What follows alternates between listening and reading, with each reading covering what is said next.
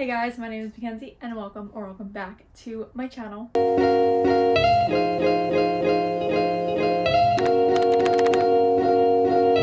It's almost the end of the year, which means it is time to do an end of the year book tag. I have my laptop here, which is filled with a bunch of book questions that I got from Destiny's book tag video. I believe there's 22 questions. I'm going to go through each one and answer them about the books I read this year. So let's just hop right into the video and start with question number one. Question number one says, what was your most disappointing read of the year?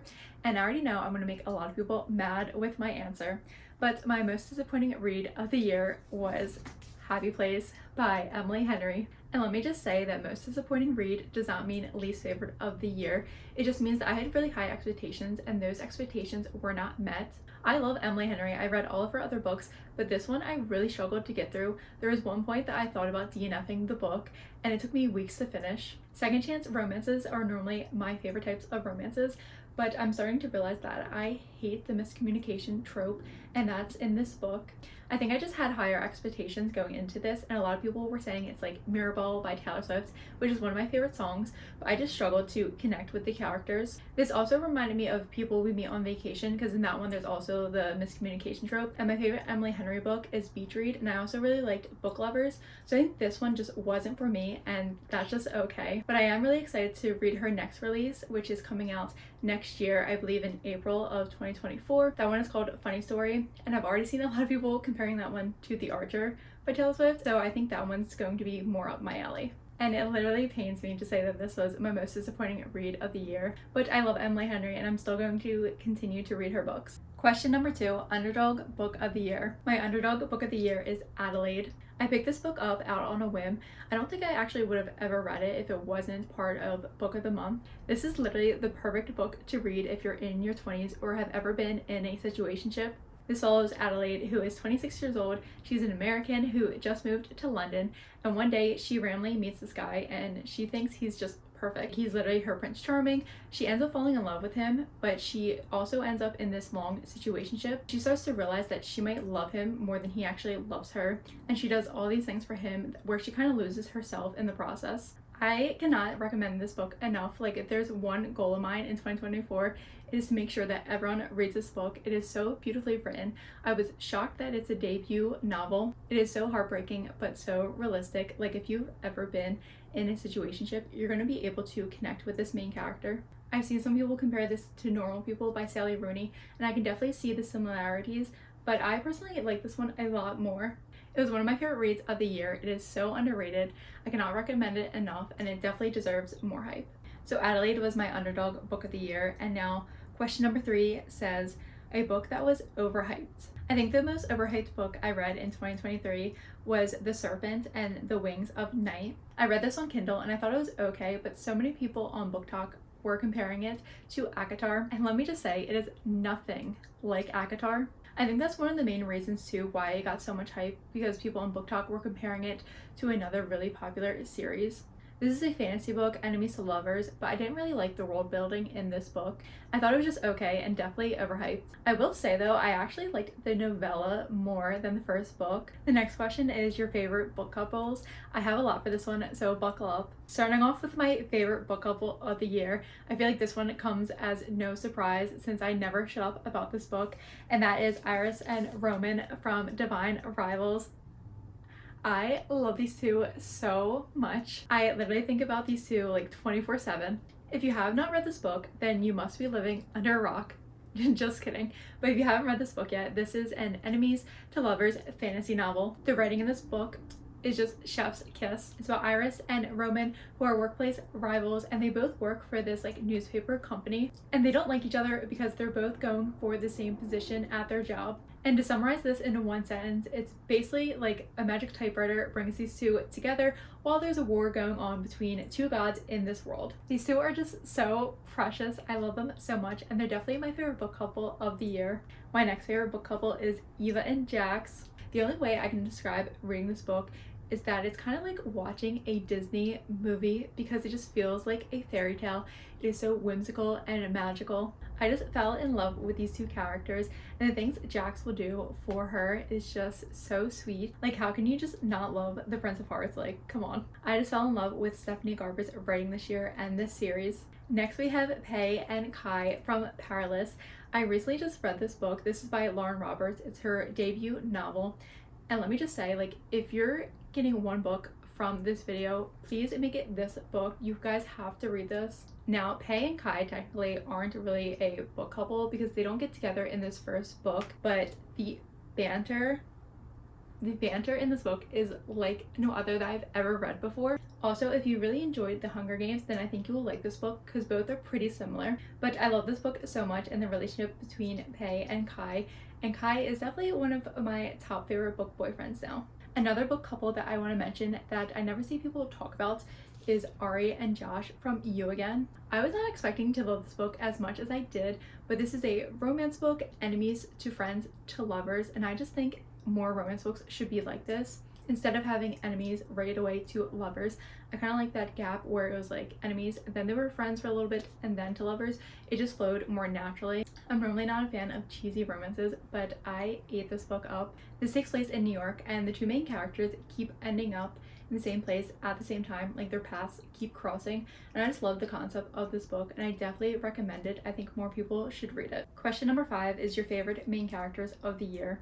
I'm just gonna warn you guys right now, there's definitely going to be repeat books in this video. So all of my favorite book couples are basically also my favorite main characters, so like Iris and Roman, Eva and Jax, Pei and Kai. One of my favorite main characters is actually a side character, and that is Chaos in the Once Upon a Broken Heart trilogy. I feel like Chaos does not get the love that he deserves, and I can definitely see why some people might not even like his character at all. So Chaos is in all 3 of these books, and he is a friend of Jax. He's also a vampire, and he was cursed, and so basically he has to wear a mask over his mouth, which means he cannot bite other people. I just loved his character so much. I don't know what it is about him. I think it was just because he was so like mysterious, and I just love vampires. I am his #1 fan, and I really hope we get a spin-off series about Chaos and kind of more into his story. Like, I would just love to see that. Another one of my favorite main characters is Adelaide. She's just so realistic, and I just wanted to give her a huge hug because of what she goes through in this book. Question number 6, a book that surprised you. For this question, I'm going to go with The 7-Year Slip by Ashley Poston. Now, this was a book that surprised me because last year in 2022,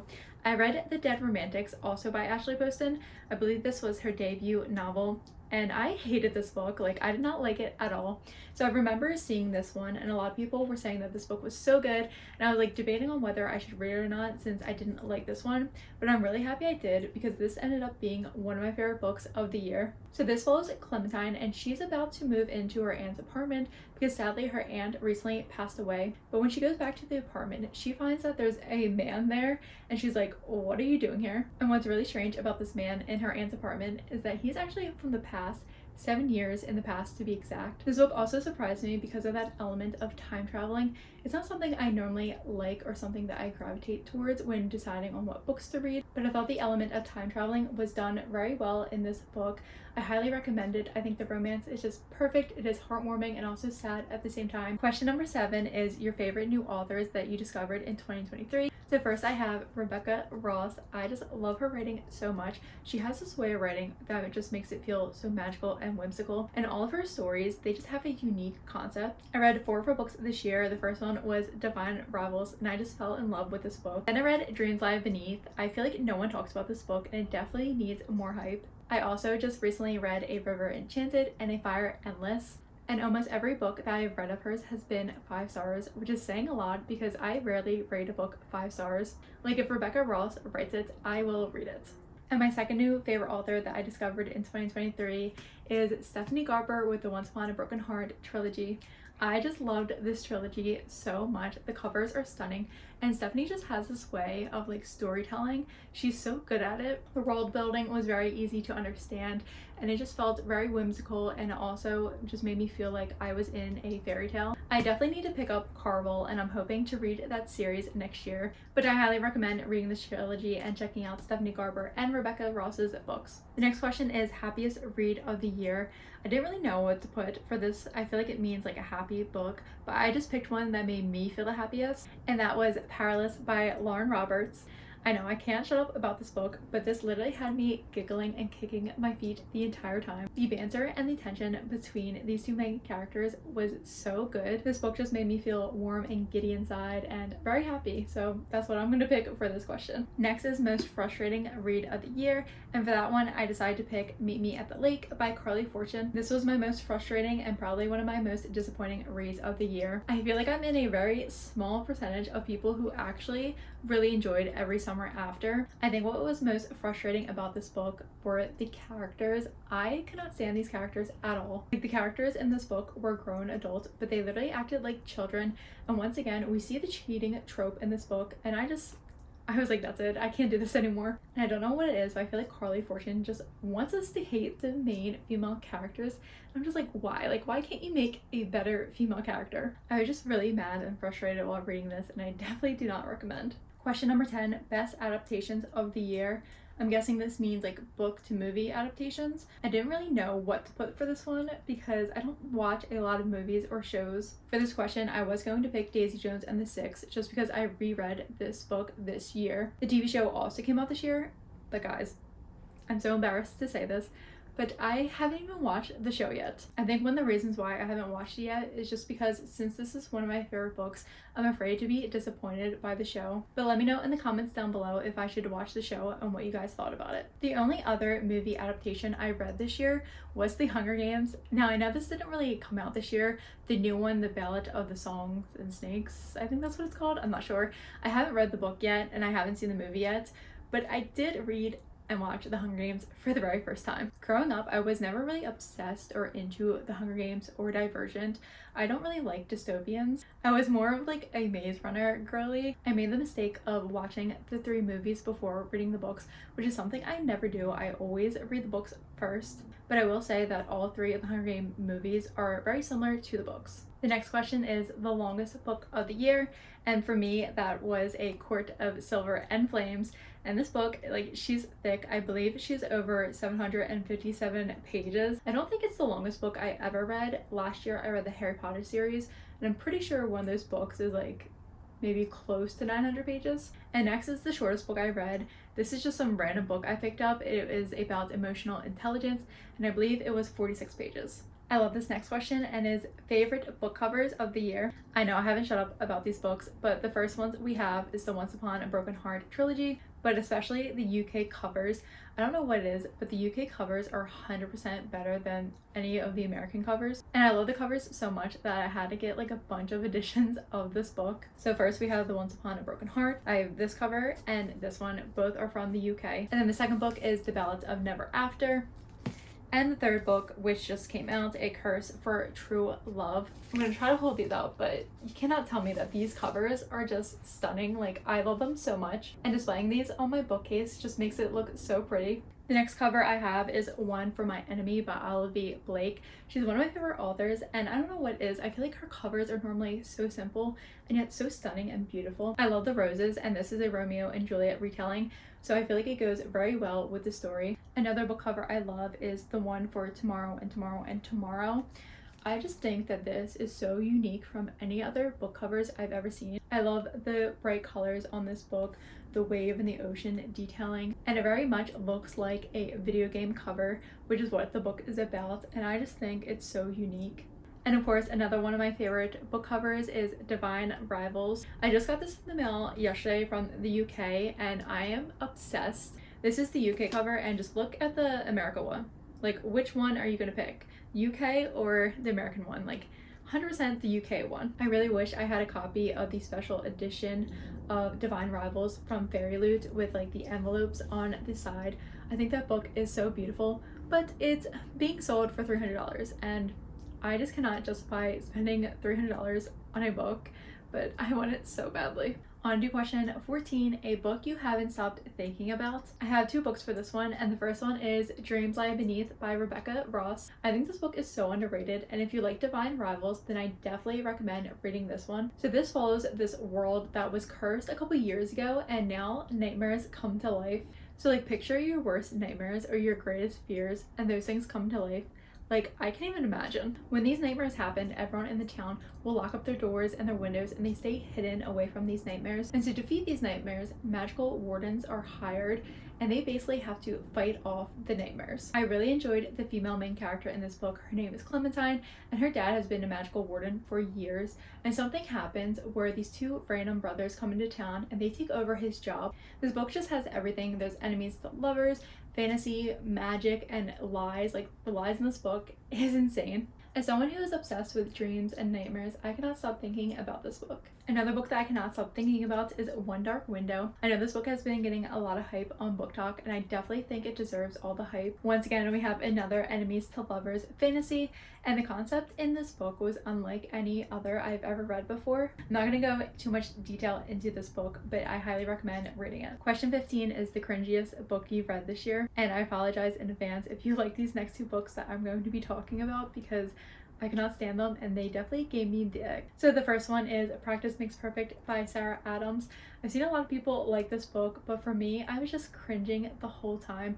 The two main characters in this, they're adults, but to me, it felt more like reading a teenage romance novel. It's a small town romance, which I normally enjoy, but I just don't think I like the whole bad boy, good girl like situation in this book. I also feel like they tried making the female main character seem like way too innocent, and it just felt really weird to me. And I also just feel like Will and Annie in this book had no chemistry, and I don't think they should have been together. And the whole town like knows Annie, and they're like, oh, like, don't date Annie, like, she's too much of a good girl and like innocent, and it just made me cringe like the whole time. The next book that made me cringe is By a Thread by Lucy Score. After reading this book, I've discovered that I absolutely hate the grumpy sunshine romances. I don't know what it is, but those just give me the ick and make me cringe so much. In this book, we have grown adults, I think they're in their like 30s or 40s, acting like children. Like, the male main character in this book, Dominic, gets this girl fired from her job. He literally acts like a child. I cannot stand him at all. And I picked this book up because a lot of people said it was like similar to The Devil Wears Prada. And let me just say, like, never compare that movie to this book again, please. I personally don't love when romances are over 500 pages long. Like, I'll still read them, but it's not something that I prefer. I read 2 books by Lucy Score, and I just don't think her books are for me. I don't know if I will pick up another book by her in the future, but that is okay, because I feel like the whole point of reading is trying to discover what books you like and what books you don't like. A lot of people love this book, and you might like it as well. Personally, it just was not for me. But question 17 is, what was the highest and lowest rated books you've read this year on Goodreads, and do you agree? So my highest rated book on Goodreads was A Court of Mist and Fury. This is the second book in ACOTAR, and I do agree with this, but I'm going to say an unpopular opinion. The third book, which is A Court of War and Ruins, was actually my favorite book in the series, and I believe this had a 4.64 rating on Goodreads, and I definitely agree with that rating.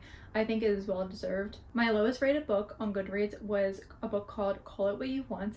And honestly, I read this book just because the title is a Taylor Swift song. The rating on this on Goodreads was an average rating of 3.41. This was a debut novel, and I believe it is about a girl that's in a situationship. And I just remember the writing wasn't that great in this book, but I gave it 3 stars. I guess I agree, but I feel like this shouldn't be the lowest book I've read. There are definitely worse books I've read this year. The next question is favorite quotes of the year. I'm not going to go through the quotes. I'm just going to talk about the books that I think I highlight the most and had the most like memorable quotes. And for me, that would be Divine Rivals, Powerless. I loved the banter in that book. And also Study and Drowning. There's one quote in this book that I think about all the time. I will read one quote from Divine Rivals that I really like. It says, "But I think there is a magical link between you and me, a bond that not even distance can break." And I just love that quote because it reminded me of Invincible String by Taylor Swift. I just always think about that song when I read this book and when I think about this book. The next question is a book with the most unique concept that you've read. I would say any book that I read by Rebecca Ross this year. I just feel like all of her books have a very unique concept, especially in her book A River Enchanted. I've never read anything like this book before. This is an Irish folklore inspired book, and the island that this book takes place on is just so magical and whimsical. But there's also a magical river, and then there's a magical harp that the main character Jack plays in this novel. And basically this magical harp lures these folklore like godlike characters on this island to these people. It's like hard to describe this book, but the descriptions were just beautiful and I had a great time reading this. Another book with a very unique concept is Almond. This follows a boy who was born with a brain condition where he can't really feel emotions such as fear and anger. He doesn't really have any friends and he lives with his mother and his grandmother. And throughout this book, you kind of follow him along when he's young and then when he moves into high school. And then a tragic event happens and the boy is left alone on his own in the world. And he's trying to understand other people's emotions while also trying to feel his own emotions. I think it was so interesting to read about and also sad at the same time. I highly recommend reading this one. Question 20 is a book that you read in 2023 that you want to reread. And the first one I have, of course, is Divine Rivals. I really want to reread this soon because the next book, Ruthless Vows, literally comes out next week and I am just so excited to read it. Another book I want to reread is Six of Crows. I need to reread this soon so I can get to the second book by the end of next year. Question 21 is my reading goal reflection and my 2024 reading goals. So my reading goal for this year was 100 books and I just hit my reading goal yesterday. There's still a couple of days left of 2024, so I'm hoping that I can add a couple more books to my list. One of my goals in 2024 is to get back into historical fiction and literary fiction. I feel like this year I didn't read as many as I normally do. Another one of my goals in 2024 is to actually lower my reading goal. Trying to read 100 books this year and having a full-time job while trying to balance a social life was a struggle this year. So I think next year in 2024, I want to lower my reading goal to either 70 or 75 books. I just really want to focus on making sure that I am enjoying life, and I want to focus more on the quality of books I read versus the quantity. And finally, the last question, question 22. After 2023 reading, what are you prioritizing in 2024 reading-wise? I feel like this question is very similar to the last one, but in 2024, I definitely want to try to get through my physical TBR. I actually think I'm pretty good with buying books.